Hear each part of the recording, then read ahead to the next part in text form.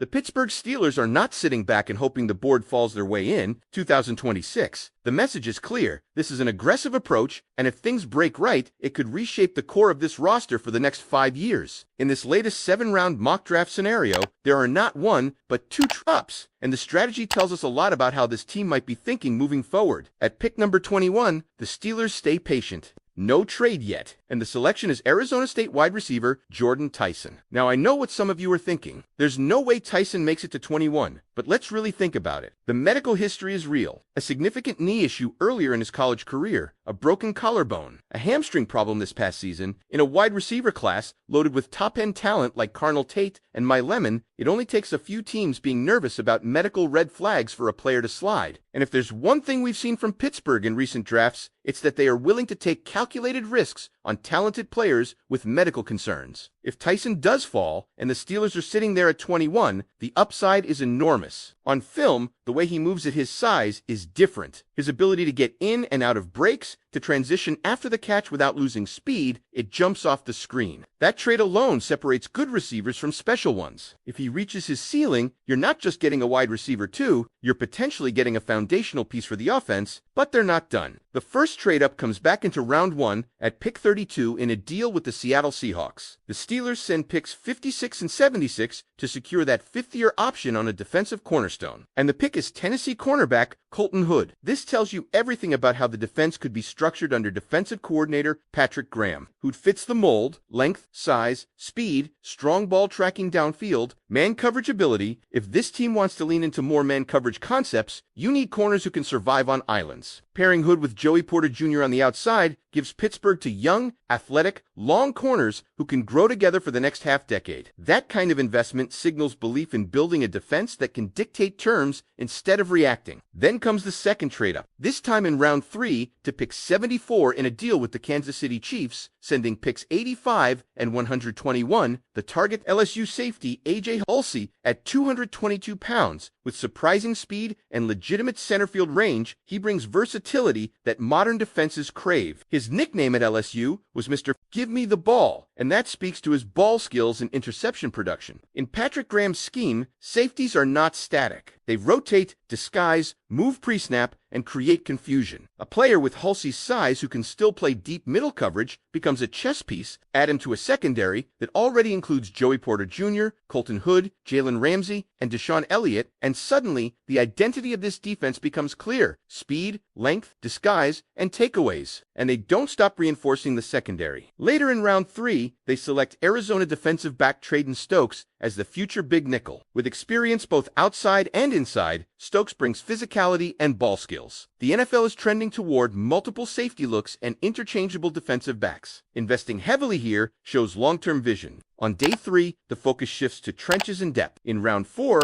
Alabama nose tackle Tim Keenan, 3, is the selection. Massive, powerful, and built to anchor the middle, he fills a clear role. With pass rushers like T.J. Watt, Alex Highsmith, Nick Herbig, and Cam Hayward already in place, what you need is a true run plugger who holds the line. Keenan is that type of presence. Round 5 introduces Penn State quarterback Drew Aller as a developmental prospect behind Aaron Rodgers, who in this scenario is projected to return, and alongside Will Howard, Aller brings arm talent capable of handling AFC North weather and conditions. The accuracy and decision-making need refinement, but the upside is there if developed properly. In round 6, John Carroll wide receiver Tyron Montgomery adds an intriguing small school prospect who impressed at the Senior Bowl and showed he belongs. Against top competition, Kentucky guard Jalen Farmer follows as a potential steal, described as someone who looks like an NFL starter with strong anchor and power in the run game. Round 7 could produce 2 more value picks. Arizona State linebacker Keshawn Elliott, praised for diagnosing quickly against the run and communicating well, fits the versatility requirement in Graham's defense. Then Iowa's Caden Wejon brings special teams value and potential as a punt returner with separation ability that showed up during Shrine Bowl practices. When you step back and look at the entire picture, the early emphasis on the secondary stands out. 3 defensive backs in the first 4 selections, a possible franchise wide receiver at 21, depth added in the trenches, a developmental quarterback, special teams impact. It's aggressive, calculated, and clearly focused on long-term structure. So here's the real question for you. If the Steelers walk away from the first round with Jordan Tyson and Colton Hood after trading back and then aggressively fortified the secondary on day 2, would you consider that the right blueprint for 2026, or would you have prioritized a different position early? If you really think about what this blueprint represents, it's not just about individual names. It's about identity. This mock draft builds a very specific version of the Pittsburgh Steelers, one that leans into defensive versatility, man coverage confidence, and offensive explosiveness at wide receiver. Let's go back to that first-round pairing for a second. Jordan Tyson at 21, Colton Hood at 32. That combination alone changes the trajectory of two position groups. Offensively, Tyson potentially steps in immediately as a dynamic complement, someone who can win at all three levels. The Steelers have needed consistency and separation ability opposite their primary weapon, and Tyson's skill set suggests he can provide exactly that. If his medical evaluations check out and he stays healthy, you're talking about a receiver with WR1 traits acquired outside the top 15. Defensively, Colton Hood gives you flexibility from day one. Joey Porter Jr. locks down one side. Hood competes immediately for the CB2 role and allows Patrick Graham to be aggressive with his play. Press man, single high looks, disguise rotations. You can't call those things unless you trust your corners. This pick signals that kind of trust. Now layer in A.J. Holsey in round 3. At 222 pounds with range, he's not just depth, he's a rotational piece immediately. You can play 3 safety sets without sacrificing speed or coverage integrity. You can walk him down into the box against heavy formations, then spin him back to deep middle press. That kind of versatility matters in today's NFL, especially against offenses that live in motion and formation diversity. Trayden Stokes adds even more to that conversation. The big nickel role is becoming more important every season. Teams want defensive backs who tackle like linebackers but move like corners. Stokes has outside and nickel experience. That's not accidental drafting. That's forward planning. Jalen Ramsey may be the short-term answer in that hybrid role, but Stokes represents sustainability. Then you get to Tim Keenan 3 in round 4. It may not be flashy, but it's necessary. The AFC North is built on physicality. Baltimore runs downhill. Cleveland wants to establish the ground game. Cincinnati can spread you out but still attack between the tackles. Having a true nose tackle who occupies space and commands double teams, frees up linebackers and edge rushers to make plays. Keenan's value isn't in sack totals. It's in allowing TJ Watt and Alex Highsmith cleaner rush lanes and keeping interior linebackers free. Drew Aller in round 5 is where things get interesting. This isn't a panic quarterback pick, it's a developmental swing. With Aaron Rodgers projected in this scenario to return for another season and Will Howard in the room, Aller wouldn't be forced into action immediately. He would have time. And for a quarterback with legitimate arm talent, but questions about consistency and decision-making, time is everything. If he develops, you may have found long-term value. If he doesn't, the investment wasn't crippling. Tyron Montgomery in round 6 is about upside. Small school prospects always come with projection, but his performance at the Senior Bowl suggests he can compete against higher-level talent. As a developmental receiver and depth piece, he brings energy and production potential. Jalen Farmer might quietly be one of the most important selections in this entire mock. Interior offensive line stability is critical, especially if the quarterback position remains in transition. Farmer's profile suggests starting potential. If he develops into a reliable guard, getting that value in round 6 becomes a major win. Keshawn Elliott in round 7 is the kind of pick good teams make. High football IQ, communicative, productive, versatile. Even if he starts as a special teams contributor, the traits align with what Patrick Graham asks of his linebackers. And Caden Weegan, special teams matter. Field position matters. If he can step in as a punt returner and provide juice while offering depth at receiver, that's meaningful value in the final round. So what does this entire draft class say? It says the Steelers are thinking long-term on defense and opportunistic on offense. It says they're willing to move up for players they believe fit their system. It says they value versatility, ball skills, and communication on the defensive side of the ball. And it says they're not afraid to take calculated risks on high-upside talent. But here's where it gets interesting for you as a fan. Is investing 3 defensive backs within the first 4 selections too much? Or is that exactly what a defense needs to keep up with modern passing attacks? Do you trust the developmental quarterback strategy behind Aaron Rodgers and Will Howard? And if Jordan Tyson becomes the player his film suggests he can be, does that make this entire class worth it? And when you zoom out even further, what really stands out is how intentional this entire approach feels. This is not random value hunting. This is not drafting for headlines. This is constructing a roster with layers. Think about the secondary overhaul again. Joey Porter Jr. is already a foundational piece. If Colton Hood develops the way his physical traits suggest, you suddenly have two outside corners who can travel with receivers and survive without constant safety help. That alone changes how offenses attack you. Quarterbacks hold the ball longer. Pass rushers get that extra half second. Turnovers increase. Now add A.J. Hulsey's range and size into the deep middle or rotated coverage looks. Add Traden Stokes as a future big nickel who can handle tight ends and still cover in space. The defense becomes positionless in certain packages. That's not just modern, that's dangerous. Offensive coordinators hate defenses that can show one look pre-snap and rotate into something completely different after the ball is snapped. That's exactly what this personnel grouping would allow. And it's important to emphasize something. None of these defensive picks are redundant. Hood is an outside boundary corner. Hulsey is a rangy safety with ball production. Stokes is a hybrid defensive back with inside-outside flexibility. Each fills a different lane within the same vision. On offense, the Jordan Tyson selection carries the most weight. If he hits, the Steelers are no longer searching for a dynamic complementary receiver. His ability to maintain speed through transitions and separate out of breaks makes him quarterback friendly. That matters, especially if the quarterback room remains fluid over the next couple of seasons. Receivers who create easy throwing windows make life simpler for young or developing passers. Then there's Drew Aller. This pick isn't about immediate pressure, it's about controlled development. Let him sit, let him refine footwork, let him clean up decisions. Let him absorb the pro game from the sideline before being thrown into it. If he progresses, you have competition. If he stagnates, you haven't sacrificed premium draft capital. Tim Keenan 3 stabilizes the middle of the defense. Jalen Farmer potentially stabilizes the interior of the offensive line. Keshawn Elliott adds intelligence and communication at linebacker. Caden Wejean impacts special teams. Tyron Montgomery brings upside and depth at receiver. There's balance here between top-end traits and foundational glue pieces. And here's what might matter most to you as a fan. This draft doesn't mortgage the future recklessly. Yes, there are trade-ups, but they are calculated. Moving from 56 and 76 to 32 secures a fifth-year option on a corner you believe fits your defensive philosophy. Moving from 85 and 121 to 74 ensures you get the safety you value before someone else does. It's aggressive without being desperate. So now, the conversation shifts from did they draft enough at this position to did they define who they want to be, because that's what this class does. It defines a version of the Pittsburgh Steelers that is fast, versatile, opportunistic, and structured for sustainability. But I want to hear from you now that you've seen the full vision. If this is the direction heavy secondary investment early, wide receiver upside in round 1, developmental quarterback on day 3, trenches reinforced quietly, is this the kind of balanced aggression you want to see from the front office, or would you push harder for a different priority at the top of the draft? And here's where it becomes even more interesting, because drafts are not just about talent, they're about timing and windows. If Aaron Rodgers is projected to return in this scenario, that creates a short-term competitive window. You're not drafting Jordan Tyson just to develop